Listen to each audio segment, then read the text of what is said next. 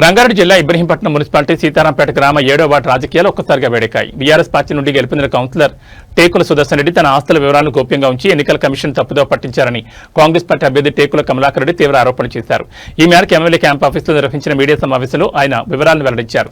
సుదర్శన్ రెడ్డికి నోమల గ్రామంలో 14 ఎకరాల 31 గుంటలు, ఆయన భార్య మంజుల పేరిట లింగంపల్లిలో 4 ఎకరాల 26 గుంటల భూమి ఉన్నప్పటికీ నామినేషన్ పత్రాల్లో కేవలం కొంత భాగాన్ని మాత్రమే చూపించారని కమలాకర్ రెడ్డి పేర్కొన్నారు. కుమారుడు కార్తిక్ రెడ్డి పేరిట ఉన్న 2 ఎకరాల 36 గుంటల భూమిని, కుమార్తె పేరిట ఉన్న స్థలాలను, అలాగే 5 ఫ్లాట్ల వివరాలను లెక్కల్లో చూపలేదని ఆవేదన వ్యక్తం చేశారు. ఎన్నికల నిబంధనలను ఉల్లంఘించి తప్పుడు అఫిడవిట్ సమర్పించిన సుదర్శన్ రెడ్డి ఎన్నికను తక్షణమే రద్దు చేయాలని కమలాకర్ రెడ్డి డిమాండ్ చేశారు. బాధితులైన తనకు న్యాయం చేసి తనను కౌన్సిలర్ గా ప్రకటించాలని కోరారు. చట్టాన్ని పక్కదారి పట్టించి రాజ్యాంగాన్ని మోసం చేసిన వారిపై కఠిన చర్యలు తీసుకోవాలి. సీతంపేట రైతులకు న్యాయం జరిగే వరకు తన పోరాటం ఆపనన్నారు.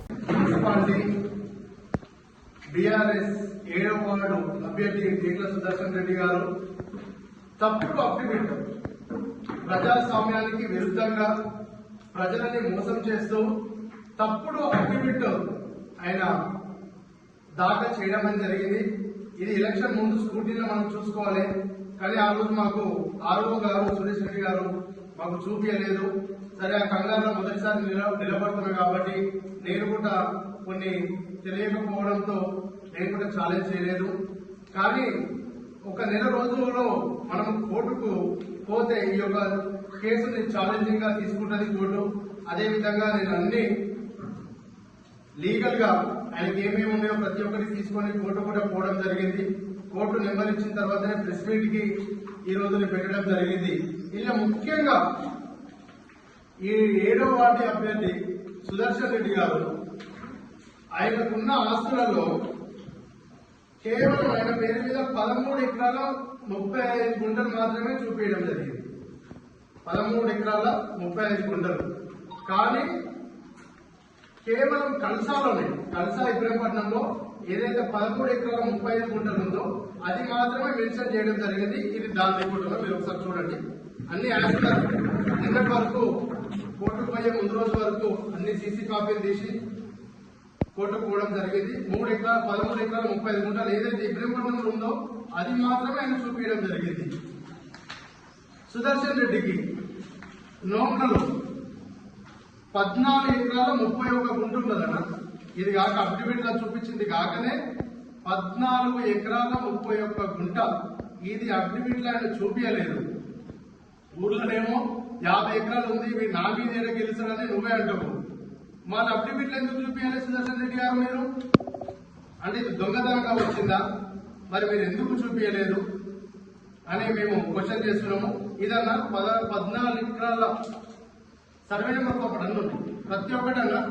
ఎందుకంటే మీకు రేపు పొద్దుగా లీగల్ గా ఉండాలని అన్ని జమ చేసిన తర్వాత ప్రెస్ మీట్ గల కారణం కొంచెం ఆలస్యం కావడం జరిగింది. ఏంటంటే ఏది ఉన్నా కరెక్ట్ గా చూపించాలనే ఉద్దేశంతో ఇన్ని రోజులు ఆపి ఈరోజు చూపించడం జరిగింది. నోట్ల వల్ల 14 ఎకరాల 31 గుంట ప్రతి సర్వే నెంబర్ తో సహా మీకు ఇవ్వడం జరిగింది.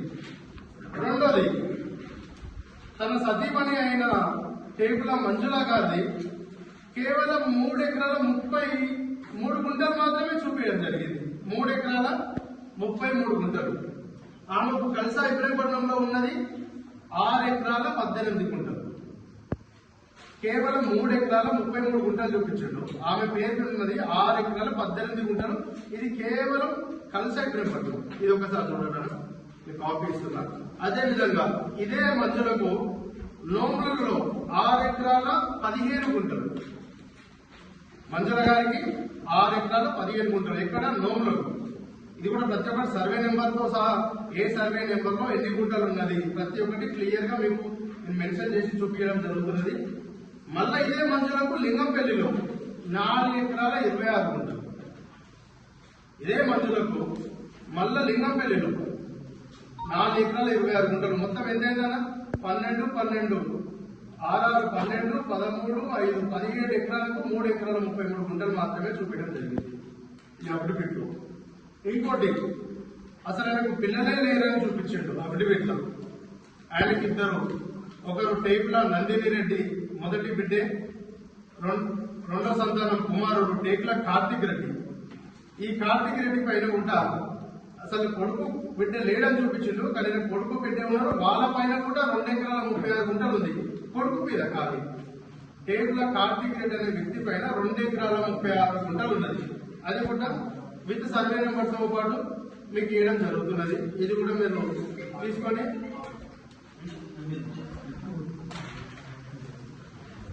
ఇది కొడుకుది. రెండోది నందిని బిడ్డ పేరు మీద కూడా ఒక 3 గుంటలే ఉంది. అది కూడా ఏం మెన్షన్ చేయలేదు. 3 అంటే 3 గుంటలు ఉన్నది నందిని పేరు మీద. ఇది ఇప్పటి వరకు భూముల విషయం. ఆయన ఇంకోటి ఒకటే ఒక ప్లాట్ 133 గజాలు 302 సర్వే నెంబర్లు చూపించడం జరిగింది. నాకు ఒకటే ఒక ప్లాట్ ఉంది, అది కూడా 133 గజాలు సర్వే నెంబర్ 302లో ఉందని చూపించడం జరిగింది. కానీ ఆయనకు దాదాపు 5 ప్లాట్లు మీకు సీసీ కాపీతో సహా మేము తీయడం జరిగింది. ఇది ఆ 5 ప్లాట్లకు సంబంధించిన లేటెస్ట్ సీసీ కాపీలు మొన్న తేదీ నాడు తీసిన 5 ప్లాట్లు. 5 ప్లాట్లు కూడా అన్ని ప్లాట్లు మినిమం 1.5 పై ఉన్న ప్లాట్లు. ఏ ఒక్క ప్లాట్ కూడా 1.5కు తక్కువ లేని ప్లాట్లు, పెద్ద గజాలు, అన్ని సర్వే నెంబర్లు, ప్లాట్ నెంబరు, డాక్యుమెంట్ నెంబరు అన్ని సీసీ కాపీలతో సహా తీసుకోవడం జరిగింది. ప్రెస్ తర్వాత మీకు ఇవ్వడం జరుగుతుంది. మీరు మళ్ళీ ఒకసారి చూసుకోవచ్చు. అదే విధంగా ఒకటే ఒక కారు ఇన్నోవా క్రిస్టా మెన్షన్ చేయడం జరిగింది. ఆయనకు 3 కార్లు ఉన్నాయి. ఒకటి ఇన్నోవా క్రిస్టా, రెండోది 4949 లేటెస్ట్ ఏమన్నది స్టార్ బాక్స్ లేటెస్ట్ బండి. రిజిస్ట్రేషన్ కూడా నిన్న అయింది. రిజిస్ట్రేషన్ అయ్యి 2 months అయింది. 25లోనే అయింది. 25 ఎండింగ్ అయింది. లేటెస్ట్ టాప్ బాక్స్ కూడా తీసుకోవడం జరిగింది. అదే విధంగా బిడ్డ పైన కూడా సెలబ్రియో కార్ ఉంది 1616 కార్ నెంబర్ TS08FB1616. కొడుకుది TG07AC4949. ఈ 2 కార్లు కూడా ఆయన చూపించలేదు. ఇంకోటి బంగారం నిజంగా మనకి ఎంత ఉందో నాకు తెలియదు. 25 తులాలు చూపించారు. బహుశా ఎక్కువ ఉండదో కూడా నాకు తెలియదు. దాని గురించి నేను విమర్శించాను. ఎందుకంటే నాకు తెలియలేదు, ఆధారాలు లేవు నా దగ్గర. అది నాకు సంబంధం లేని విషయము. ఒకటండి, సీతారాంపేటనేమో ప్రతి ఇంటికి పోయి నాకు 56 ఎకరాలు ఉంది, 100 ఎకరాలు ఉంది, నాకు ఆ పోరాడు బచ్చడాడు నా మీద క్యాండిడేట్ కాదు అని అంటావు. మరి నువ్వు మెన్షన్ చేయాలి కదా, రాజ్యాంగ పరంగా మెన్షన్ చేయాలి కదా. రాజ్యాంగానికి ప్రజాస్వామ్యానికి విరుద్ధంగా 16 ఎకరాలు మెన్షన్ చేసినావు. 49 ఎకరాలకు నీ ప్లాట్లు మెన్షన్ చేయలేదు, నీ కార్లు మెన్షన్ చేయలేదు. ఈ విధంగా నువ్వు ప్రజలను మోసం చేసినావు, ప్రజాస్వామ్యానికి విరుద్ధంగా పోయినావు. అఫిడవిట్ అంటే దైవ కార్యంతో సమానం. మొదటిది మనం ప్రజాసేవ చేయడానికి ముందే ఎందుకు పోతామండి, మనము అఫిడవిట్ నింపాలనేది మనం దాని మొదటి కర్తవ్యమే. అఫిడవిట్ న్యాయపరంగా నింపి ప్రజలకు పోవాలనేదే ముఖ్య ఉద్దేశం. నువ్వు దానినే కూలీ చేసినావు. ఈ విధంగా మా సుదర్శన్ రెడ్డి గారి ఆస్తుల వివరాలు అన్ని నేను ఆర్డీఓ గారికి, కలెక్టర్ గారికి, ఎలక్షన్ కమిషన్ కూడా తీసుకుపోవడం జరిగింది. వారు కూడా నిజమని నాకు సర్టిఫైడ్ కాపీ ఇవ్వడం జరిగింది. దాన్ని నేను కోర్టుకు పోవడం జరిగింది. త్వరలోనే, అతి త్వరలో నేను ఆల్రెడీ ఈ విధంగా మోసం చేసిన జడ్జిమెంట్ కాపీలు కూడా నేను మీకు ఇస్తాను.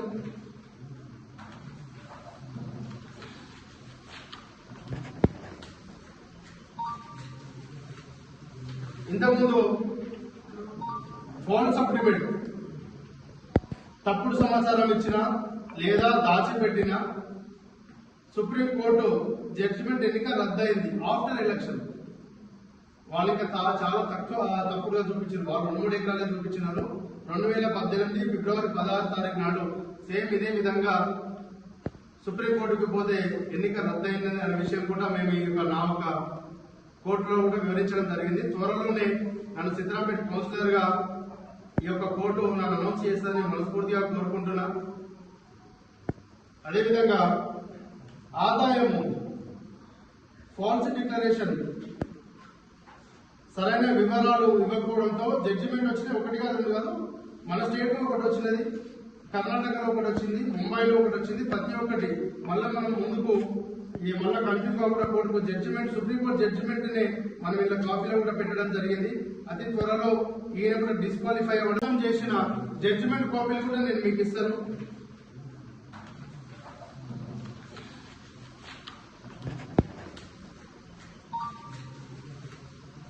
ఇంతకుముందు ఫోన్ సప్లిమెంట్ తప్పుడు సమాచారం ఇచ్చినా లేదా దాచిపెట్టినా సుప్రీంకోర్టు జడ్జిమెంట్ ఎన్నిక రద్దయింది ఆఫ్టర్ ఎలక్షన్. వాళ్ళు ఇంకా చాలా తప్పుడుగా చూపించారు. వాళ్ళు 2-3 ఎకరాలే చూపించినారు. 2018 ఫిబ్రవరి 16 తారీఖు నాడు సేమ్ ఇదే విధంగా సుప్రీంకోర్టుకు పోతే ఎన్నిక రద్దయిందని అనే విషయం కూడా మేము నా ఒక కోర్టులో కూడా వివరించడం జరిగింది. త్వరలోనే నన్ను సిద్ధరాంపేట కౌన్సిలర్ గా ఈ యొక్క కోర్టు నన్ను అనౌన్స్ చేస్తానని మనస్ఫూర్తిగా కోరుకుంటున్నా. అదేవిధంగా ఆదాయము ఫాల్స్ డిక్లరేషన్